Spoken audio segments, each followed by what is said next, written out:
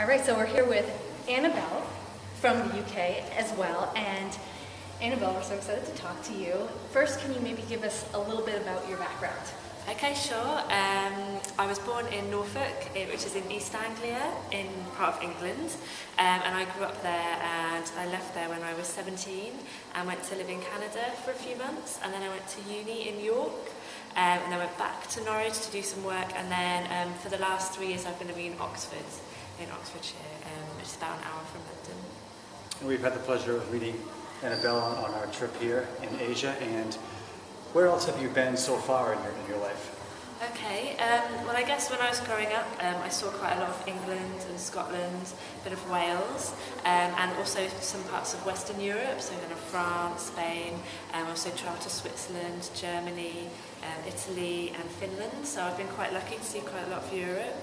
And then I've also been across to North America, so as I said, I've been to Canada and seen a few places in the States, including Hawaii and New York and Boston, which I really liked. Yeah. Fantastic. So of all those places, do you have a favorite or one that you would recommend? I would definitely say that everyone has to go to Rome. Everyone has to go there at least once. I just loved it. It was really, really nice. I had a week there and I could have stayed there for another week. It's just so much to see and so much atmosphere to kind of soak up, and yeah, it was brilliant. Really, really nice. I think Catherine would agree with you. She studied there for a year when she was in college, so I haven't been myself. Amazing. Yep. I haven't been there yet, but I plan to very, very soon, so that'll be great. And now, what prompted you to come to China? Sure.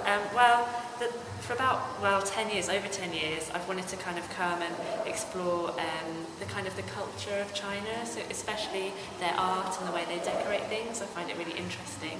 And this was the first chance I had to really kind of take some time out and do a big trip like this. And so I was really pleased to be able to do it. That's great.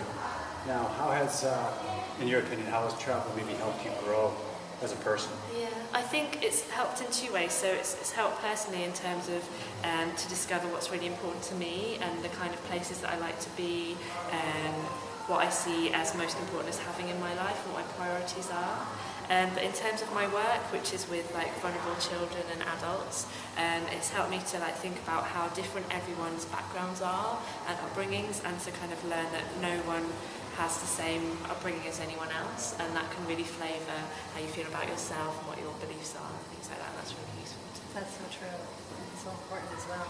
And how about advice that you might have for others? I think one thing I always think is that a trip is often made up of who you meet and who you bump into, and it's kind of, although it's really nice to kind of see specific sites that you've always dreamt of seeing, I find often they kind of fade into the background in contrast to like the worst meal you had, or this amazing person that you met, or this random thing that happened to you, because they're things that really stick with you and make a trip memorable. So yeah, just to kind of hold on to those, and to not feel like you're wasting time if you're not seeing lots of sites all the time. So really embrace the culture and just meet new everything people that's and going on. It's great.